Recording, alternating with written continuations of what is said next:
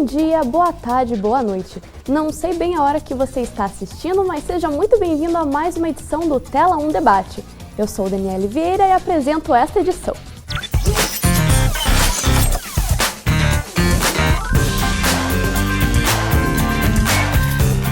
Hoje vamos discutir as mudanças no jornalismo. Como a tecnologia alterou a rotina do jornalista? E que crise é esta pela qual o jornalismo está passando? Vamos conversar com Lidinara Batista, que é jornalista e blogueira, e Pedro Carrano, diretor executivo do Sindicato de Jornalistas do Paraná. Olá, sejam muito bem-vindos, vocês dois aqui no estúdio. Obrigada. Olá, obrigado. Então, começando a nossa conversa, muitas empresas jornalísticas fizeram cortes nas redações devido à crise, né? Eu gostaria que você do sindicato, Pedro, contasse como que está sendo visto isso pelo sindicato. Bom, desde 2012 a gente tem visto um quadro muito forte de demissões, tanto acontecendo em outros estados do país, como aqui no Paraná também, né? A gente, pelo sindicato, buscou fazer uma forma de denúncia chamada demissômetro, porque a gente também foi percebendo que essas demissões, elas não estavam mais acontecendo, digamos assim, numa tacada só, ou com um grande número de profissionais, elas vinham acontecendo aos poucos, mês a mês, demitindo 1, 2 jornalistas, né? E o demissômetro foi uma forma da gente apontar, olha, vocês estão fazendo uma demissão grande, uma demissão em massa, só que num espaço de 2 e 3 anos, né? Deixando muitas vezes jornalistas que ficam na redação com medo, né? E cortando aquilo que a gente avalia que ainda é o principal no jornalismo, inclusive dá sentido para as grandes empresas jornalísticas, que é a reportagem, né? Então a gente vem fazendo a crítica a partir disso, quer dizer, tudo bem, há um momento de crise, há uma crise estrutural na comunicação, uma readequação, o papel das redes sociais, mas será que isso justifica a gente cortar repórteres e manter, por exemplo, cargos de chefias numa redação, ou uma estrutura inchada de chefias, de direção, e cortar justamente na ponta, né? Esse é, bem resumidamente, o debate que o sindicato vem buscando fazer com os jornalistas e vem escutando dos jornalistas também das redações. Né? E pegando nisso que você comentou um pouco, as redações ficando mais enxutas, como que vocês estão lidando com isso, a posição do sindicato? A posição do sindicato é sempre estar junto com os jornalistas, né? A gente tem escutado, tem movido desde ações jurídicas, ido em frente às empresas e feito essa crítica, conversado com recursos humanos, com as direções das empresas, levando esse elemento que está vindo muito da insatisfação das redações, né? Por que cortar 5 repórteres, começar a enxugar a empresa perder, inclusive, como no caso da Gazeta do Povo, por exemplo, né, nos veículos impressos, perdendo seus melhores repórteres muitas vezes, né? E manter toda uma estrutura, e manter toda uma desigualdade de cargos médios para cima, por exemplo, né? Então a gente vem fazendo essa crítica forte e, por outro lado, sempre atentos, né? Valorizando as experiências independentes, as experiências nas redes sociais, os coletivos de jornalistas, coletivos como Jornalistas Livres, né? O sindicato, ele valoriza essas experiências, não tenta vetar ou desvalorizar essas experiências, pelo contrário, a gente valoriza. E no âmbito da assessoria de imprensa, seja sindical, que eu participo, né? Eu sou numa assessoria do Sindicato Municipal, ou assessoria de imprensa no geral, a gente está cobrando que não tenha mais aquela visão de que a assessoria de imprensa joga um profissional lá e ele vai dar conta de tudo, vai ser aquela sinergia multimídia. Não, há que se formar redações e há condição também para se formar essas redações em várias entidades, seja do Estado, sejam empresas, seja sindicatos. A gente tem cobrado isso, porque a gente entende que, claro, as redações estão vivendo essa crise. Para onde vão esses profissionais? É preciso criar condições para isso. Em meio a essa situação, os jornalistas estão encontrando meios para outros tipos de trabalho, como é o caso da Lidinara, né? Você pode compartilhar com a gente como que foi, como que nasceu o Curitidoce? Então, na verdade, até falando um pouco sobre o que ele comentou, o Curitidoce nasceu em setembro do ano passado. 3 meses depois, eu sou jornalista, então eu trabalhava numa TV que fechou. Então, 3 meses depois que o Tour nasceu, teve essa demissão em massas. Na época foram 80 pessoas do grupo. E aí eu consegui continuar me dedicando só ao Tour. Então, deixei um pouco de televisão de lado e passei a apostar mais no turismo. E assim, eu vejo o Tour como um jeito diferente também de fazer assessoria de imprensa, porque querendo ou não, o que o assessor quer? Ele quer divulgar um estabelecimento e levar as pessoas até lá. Então, é mais ou menos o que eu faço toda semana. Eu levo um grupo de 20 pessoas em cada lugar, acaba gerando conteúdo também de imprensa, de internet. É um jeito diferente de fazer uma assessoria de imprensa, se for ver assim por esse lado. A gente tem uma pergunta da nossa repórter, a Ana Maia. Oi, Ana. Bom dia, Daniele. Bom dia, Ledinara. Bom dia, Pedro. E eu queria saber da Ledinara como é o mercado de trabalho para esses jornalistas que trabalham com blog. Vale a pena a gente investir nisso? Olha, vale, mas desde que você tenha em mente que não vai estourar de uma hora para outra, salvo raras exceções. Eu tenho blog já há 6 anos, os grandes que estão agora, por exemplo, de moda, que estão fazendo maior sucesso, também já começaram há 5, 6 anos atrás. Então tem muita gente que está começando blog porque pensa, vou ficar rica, vou ganhar as coisas, e não é bem assim que funciona. Assim, vale a pena você apostar se for uma coisa que você leva com muito gosto, com hobby, e quiser se dedicar a transformar em trabalho, mas tendo consciência que ele pode estourar agora, mas ele pode demorar um pouquinho também. Então tem que gostar bastante. Pedro, e como que o sindicato vê essas novas formas de jornalismo, como o caso da Ledinara com o Curitidoce? Como a gente estava conversando, né? O sindicato, inclusive, ele tem sediado reuniões de coletivos de jornalistas que pedem o espaço do sindicato para fazer suas reuniões. A gente vê uma juventude também querendo manter essa prática da reportagem, mas daí usando a ferramenta das redes sociais. Claro, ainda encontrando o seu espaço de mercado, vivenciando dificuldades, o próprio mercado está se adequando a isso, né? E de uma maneira mais proativa a gente tem cobrado, por exemplo, no meu ramo, né, que é o ramo do jornalismo sindical.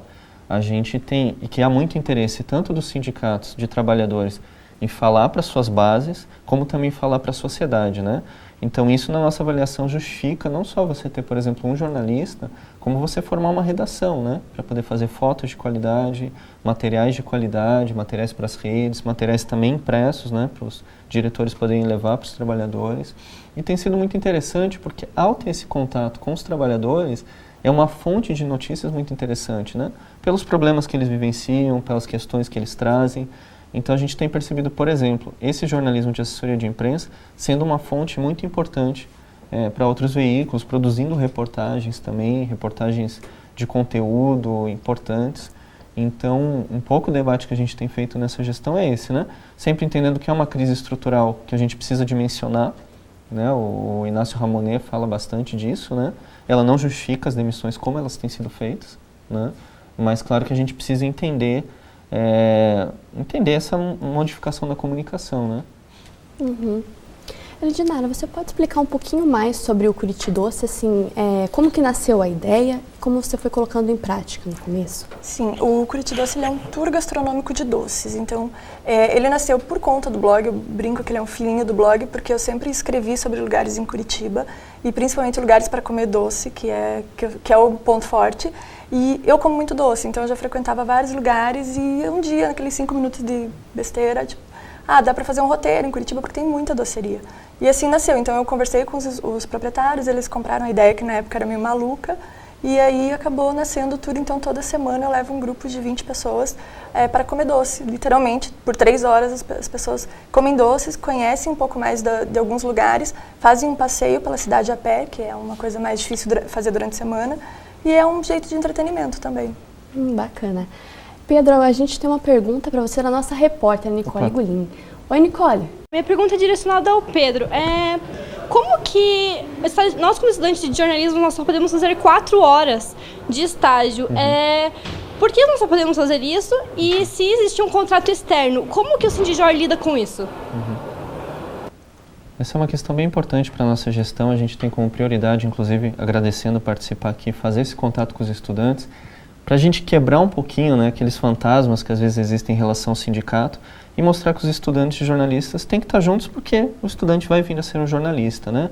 O estágio, a gente sabe que ele traz debates intensos, mas como que a gente vê o estágio, né? Infelizmente, muitas empresas têm usado o estágio porque é aquilo, né? Às vezes você tem 2 estagiários, você não precisa contratar um profissional.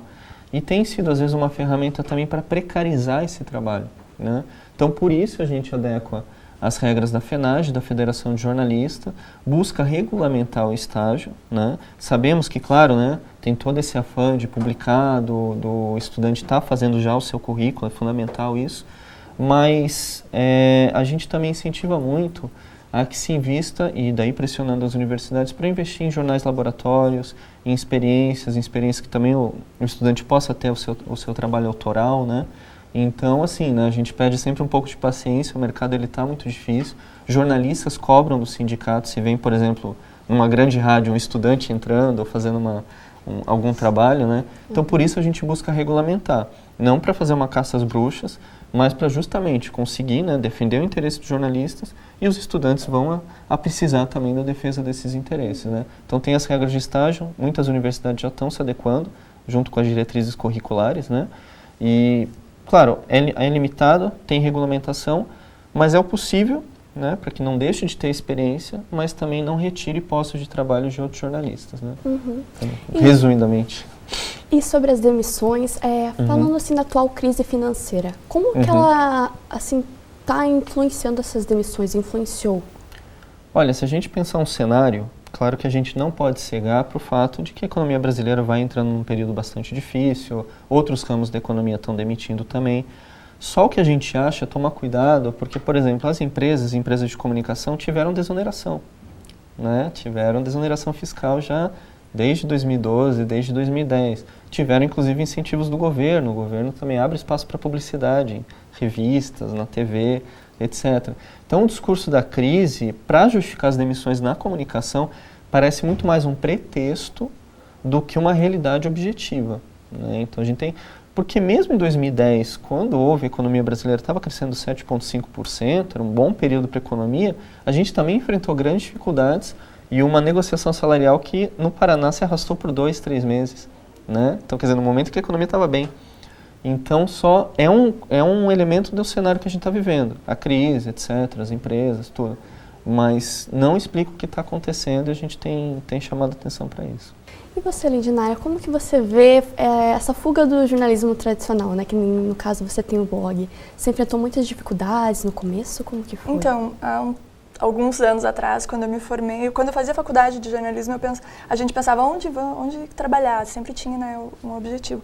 E agora o bacana é que você, com a internet, você pode fazer o seu veículo de comunicação. Tipo, você pode montar uma TV, você pode montar um programa, tem muitos youtubers que ganham muito mais do que a gente pode imaginar, e porque montaram o seu próprio meio de comunicação. Então, vale a pena fugir um pouquinho, ainda mais agora que as televisões, os jornais, as mídias impressas estão saturadas e realmente está saindo muita gente. É um jeito de você conseguir trabalhar mais tranquilamente, ter a sua renda e não sofrer tanto. E para a gente terminar o nosso teledebate, eu queria uma opinião de vocês, porque nós, estudantes de jornalismo, desanimamos muito com esse cenário atual.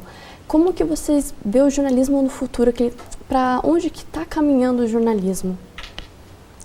Assim, desanima mais ou menos, né? Porque o jornalismo, quando se decide fazer, é uma coisa que é um bichinho que pica você e não sai mais. Então, assim, sempre vai ter um ânimo. Mas eu acredito que daqui para frente vai ser cada vez mais aberto para as novas possibilidades. Eu acredito que vão surgir outras. Então, é tentar ver em que caso você se adequa mais, o que tem mais a sua cara, assim. E você, Pedro? É uma pergunta difícil, né? Claro que a gente está aqui vendo uma crise dos veículos tradicionais, né? E ainda um momento talvez de transição. Mas, como foi falado, a gente não pode desanimar, há sempre oportunidades aparecendo. Por exemplo, eu acabei de publicar alguns poemas num jornal de literatura impresso que está completando 5 anos, que é o Relevo. Daí eu assinei e vou recebê-lo em casa, né? Mesmo estando dizendo aqui que o jornal impresso, eu vejo que ele tende muito a desaparecer, né? De maneira geral, né? Mas você veja, em ramos específicos ele volta a ganhar um contexto e um contorno interessante. Então acho que apostar nessas experiências, na autoralidade, na formação de coletivos, não cair às vezes em cantos de sereia mais imediatos, né? Quer dizer, por exemplo, a questão da reportagem, como a gente estava conversando aqui, ainda é algo diferencial do bom jornalismo, né? Então, claro que a questão vai ser encontrar formas para canalizar isso. Então, apostar nisso, apostar na formação, muito estudo, muita qualificação, porque espaço para isso sempre vai se conseguir, né? Muito obrigada pela participação de vocês dois aqui no estúdio com a gente, no Tela 1 Debate. E eu espero que essa experiência tenha contribuído para vocês, como foi para a gente também, uma contribuição muito grande. Obrigada. Obrigado. E o Tela 1 termina aqui. Até a próxima!